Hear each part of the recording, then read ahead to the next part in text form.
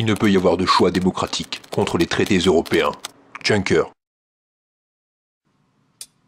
Hey, je me suis récemment penché sur le fonctionnement de l'Union Européenne. Et devinez quoi? C'est un putain de bordel. Bon, il faut savoir dans un premier temps qu'il y a 5 grandes institutions au sein de l'Union Européenne. Il y a le Conseil européen, le Conseil de l'Union Européenne, la Commission européenne, le Parlement européen et la Cour de justice. Un putain de bordel, je vous dis. Mais pas d'inquiétude les amis, je vais pas vous parler de ça aujourd'hui. Je vais plutôt vous parler du traité sur le fonctionnement de l'Union Européenne.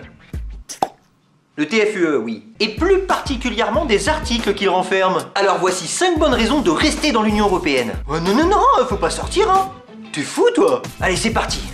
Numéro 1. Articles 120 et 121 du TFUE. Les grandes orientations des politiques économiques ne sont plus décidées par nos représentants. L'article 120 et 121 du TFUE donne le pouvoir au Conseil de l'Union Européenne sur proposition exclusive de la Commission de fixer, je cite, les grandes orientations des politiques économiques. Donc pour la faire courte, la Commission ordonne, contrôle et sanctionne tout pays qui mènerait une politique non conforme aux directives. Ce sont ces articles qui ont permis entre autres l'émergence de la loi Macron ou la loi El Khomri par exemple. En d'autres termes, les grandes orientations politiques ne sont pas définies par les gens que vous avez élus, mais par la Commission, des gens que vous n'avez pas élus.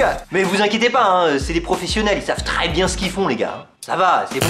Numéro 2. Article 123 du TFUE. La France n'a pas le droit de créer elle-même sa propre monnaie. J'ai vraiment besoin de commenter cet article là? Bah oui, Jordanix, c'est le principe de ta vidéo. Ouais, bon. Pour faire simple, les institutions européennes interdisent aux États d'emprunter auprès de leur banque centrale. La création monétaire est donc abandonnée aux banques privées. Les banques qui, je vous le rappelle, sont quand même déjà pétées de thunes, hein. Et en plus d'être pétées de thunes, les banques privées ont un seul et unique objectif, c'est de ramasser un maximum de pognon en un minimum de temps, ouais. Et ça pour l'intérêt général, c'est super! Ah non, en fait, peut-être pas. Numéro 3. Article 245 du TFUE. La Commission est indépendante. Vous avez bien lu, la Commission est indépendante. Elle ne sollicite ni n'accepte aucune instruction d'aucun gouvernement ni d'aucun organisme. Bon, rassurez-vous, ils font peut-être quelques exceptions. Ouais. Étrangement, il y a un tout petit détail qui est absent de l'article. Petit détail, hein? Rien de bien méchant. Et ce petit détail, il est discrètement stipulé par l'article 9 du règlement intérieur de la Commission. Règlement intérieur de la Commission. Article 9. Les réunions de la Commission ne sont pas publiques. Les débats sont confidentiels. Ouais. Non seulement les gouvernements eux-mêmes sont priés de ne pas interférer dans la politique menée par les dirigeants de l'Union Européenne, mais en plus, les débats sont confidentiels.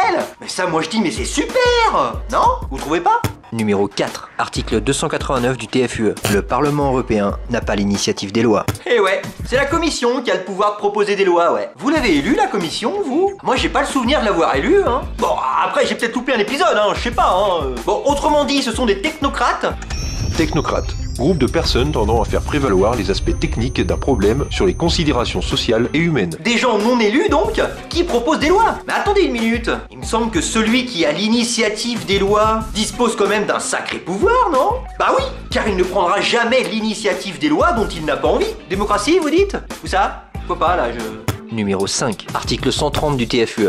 La BCE est indépendante. Alors, pour bien comprendre, une banque centrale a pour mission première de réguler la quantité de monnaie en circulation dans une économie. Il s'agit de faire en sorte que l'économie dispose de suffisamment de monnaie en circulation pour pouvoir fonctionner. C'est bon là, tout le monde suit?